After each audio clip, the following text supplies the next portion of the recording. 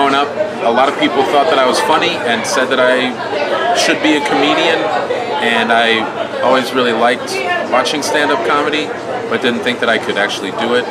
And then as I got older, it just kind of seemed like maybe I could give it a try. You know, enough people told me that they thought I could do it, and that helped. And I just kind of realized that maybe I should give it a shot. You know, so I tried it after I graduated college, and from the first set, you know, I really felt like it was something I should keep doing.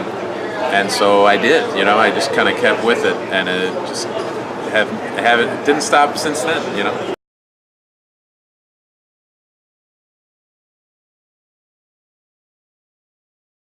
That first time was great, mostly because the crowd was just my friends. Like I was at a bar where they were going to have a band play, and the bar said I could do some time before the music, and so there weren't other comics, but I invited a bunch of people, and a bunch of my friends from high school came, and so there were like 30 of them, and nobody else was really in the bar. So it was pretty great for a first time. They were supportive, you know. I only did like maybe 6 or 7 minutes, so it was a pretty quick set, but like they were, you know, I think I did a good job in their eyes, you know, that I didn't blow it. And so that first time was great, but I will also say that after that I had a lot of times where my friends weren't there, and it was very tough, you know. It wasn't all smooth sailing from the beginning, but I got to have a nice first set, and that was pretty cool.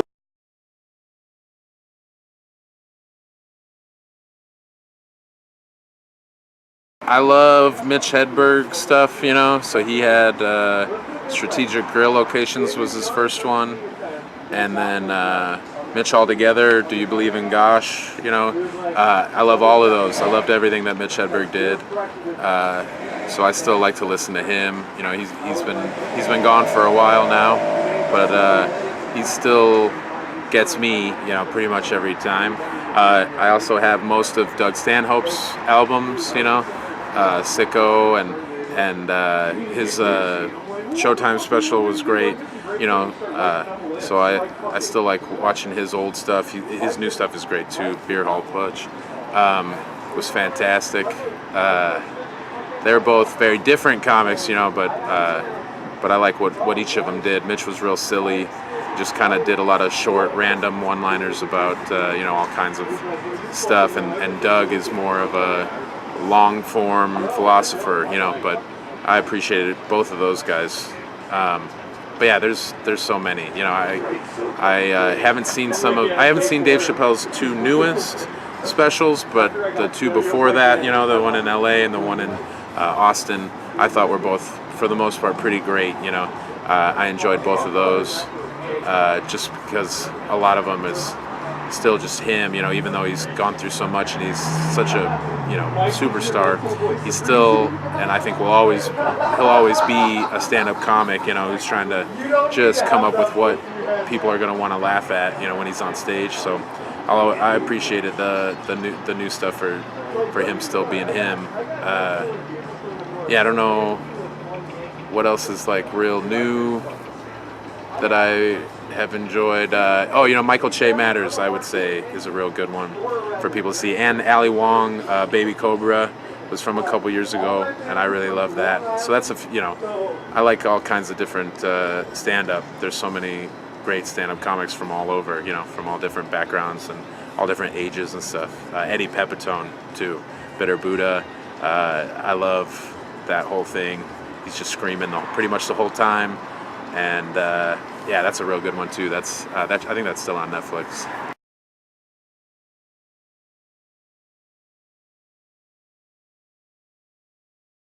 I loved a lot of sketch shows, you know, because I grew up watching SNL and The Kids in the Hall and The State. I really liked a lot. I think I liked The State more than Kids in the Hall when I was younger, but then when I got a little bit older, I think I kind of started to prefer Kids in the Hall, and I still watch both, you know. Sometimes I'll look them up online, or I have Kids in the Hall DVDs that I still will watch sometimes. Also, movies. I mean, I love a ton of funny movies. The Big Lebowski, I still watch pretty regularly. Raising Arizona, are both by the Coen brothers, and I think that they are both really great comedies. And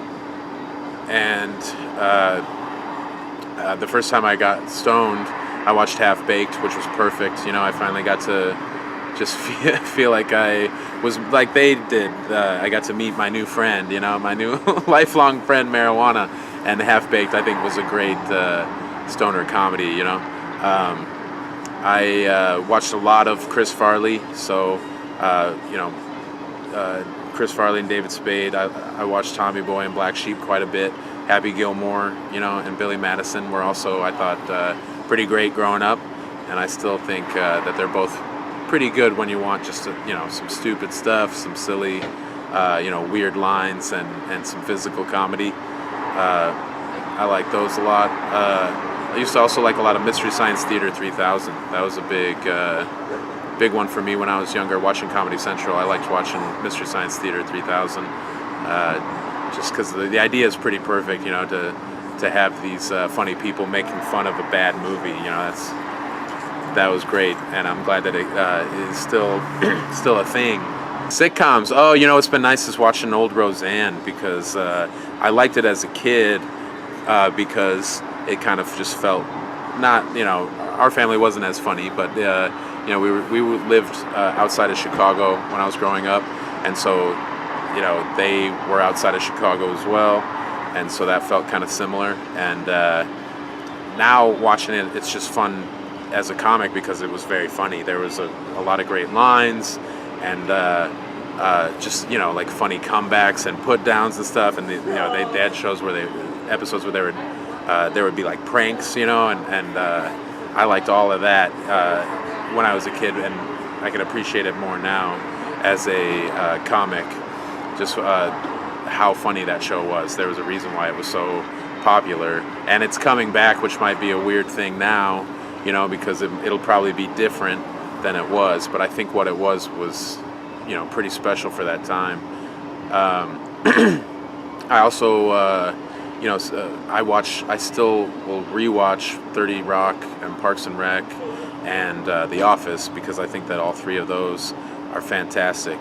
Just everybody on the show is funny and gets a chance to shine and be the have the spotlight on them, in some episodes, that they get to cover a lot of those different characters over the course of those shows, which seems like a really hard thing to do, when you have so many people involved. Same thing with Brooklyn Nine-Nine. I watch that a lot now because it's the same. Michael Schur was a big part of The Office and Parks and Rec, and with Brooklyn Nine-Nine, it's a similar thing where there's just 10 characters that get to be hilarious over the course of the seasons. They all get to shine and be the funniest. To get these great lines. They kind of spread the love, I think, on that show, and so I'll probably be watching a lot of Brooklyn Nine-Nine for the next couple years. Also Atlanta. I just got to watch it because it was. I don't have TV. I have Hulu, and so when that first season went up, I watched that pretty quick because that was great. I liked all of those episodes, and so I'm gonna try and figure out a way to watch season 2 without having to wait the next few months, because I want to see what's going on with it. Absolutely. I'm sure it'll be even better, probably.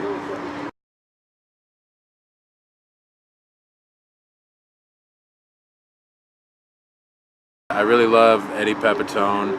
I thought of him first. He is up there for me. I would definitely not mind being able to see him night after night.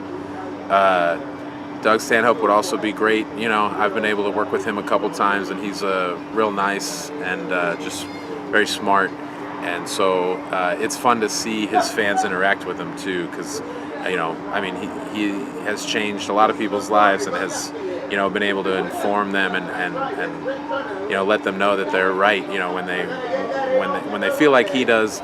I think and he gets to express how they feel, but eloquently and on stage, and and in a funny way. I think that is pretty affirming, to a lot of people. So it's cool to be able to see them kind of freak out, and get to meet him. So I wouldn't get sick of that. But yeah, I would work with anybody. Dave Chappelle I've gotten to meet a couple times, and he is very cool. And I would like to be able to be able to talk to him a bunch and just get his perspective on everything, or just day-to-day stuff. I'm sure he says a lot of brilliant things, and isn't even really thinking about it. So I wouldn't mind being able to catch some of some of the behind-the-scenes stuff some of that knowledge that he's just throwing out there now and then when he's hanging out.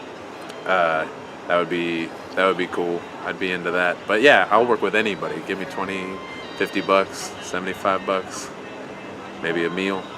I'll be there.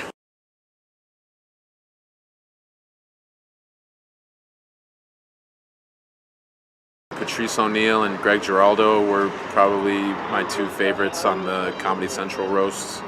So I would want to have them be there. That would be brutal in the best way. I don't know who else was. Colin Quinn. Just when Colin Quinn called people dummies on Tough Crowd, he just tear somebody apart and then also call them a dummy, and it just sounded. I always thought they called each other dummies a lot on that show, but I felt like Colin Quinn might have been the best at just dismissing somebody by calling them stupid, and telling them to shut up. So those guys,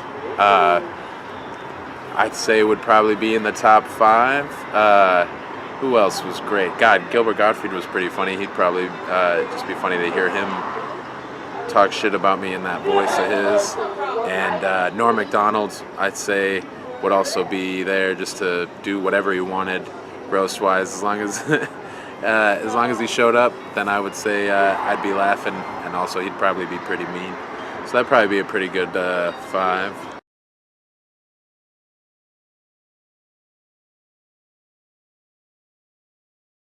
I like acting and stuff, and writing stuff with other people that are funny and talented. So I'm hoping to move out to LA at the end of the year, and I know some real funny comics out there.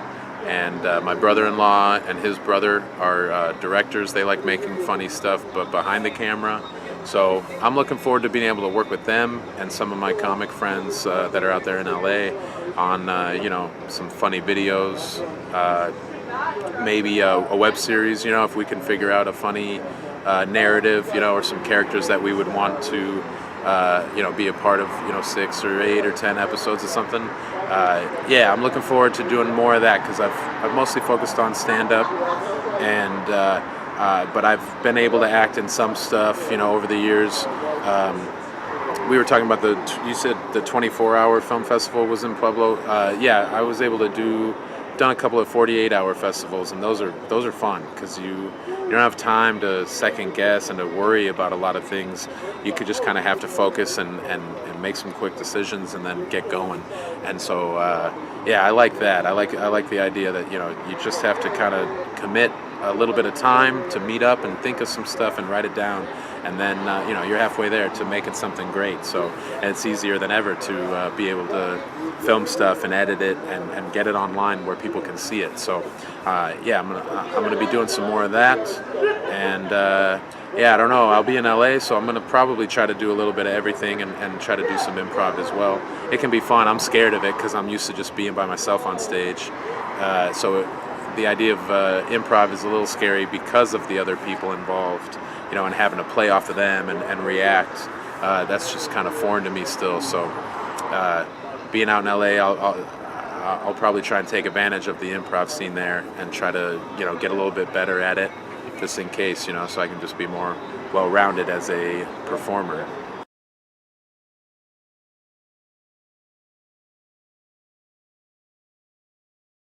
Hopefully I'll be able to just keep doing it and keep doing festivals. Festivals are fun.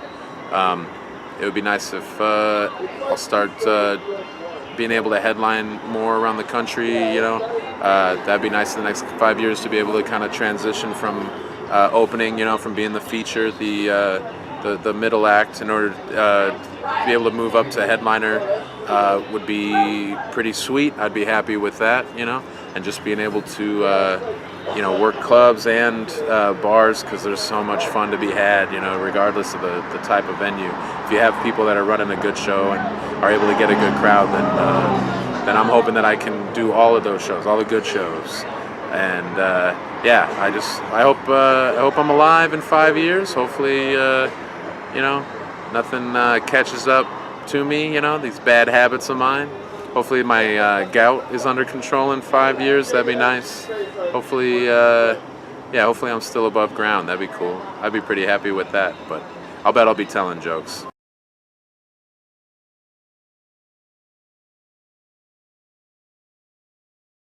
I'm on Facebook and Twitter, just at Nathan Lund. Facebook, if you look up Nathan Lund, I should be at the top of that list, I think. I'm the guy that looks like this on Facebook. And on Instagram, I'm at Nathan Lund Comedy. And then I also have a podcast called One on Lund that I just started last month. So I've just done 5 episodes so far, but I've enjoyed doing that. And that's you can find those episodes online or on iTunes. They're also on sexpodcomedy.com. If you go to sexpodcomedy.com, there's a whole bunch of podcasts on that website that you can listen to. So you can find One on Lund on there.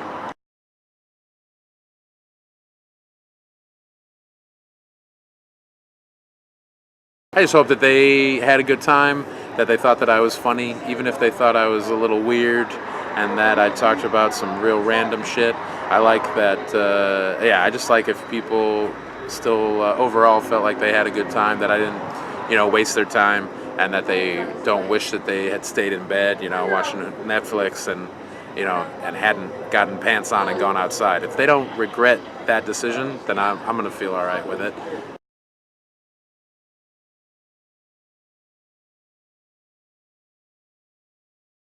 Hi, I'm Nathan Lund. I'm the reigning Denver comedy champion, and it's a real thing. I didn't make it up. You're watching this interview on acutiepie.com.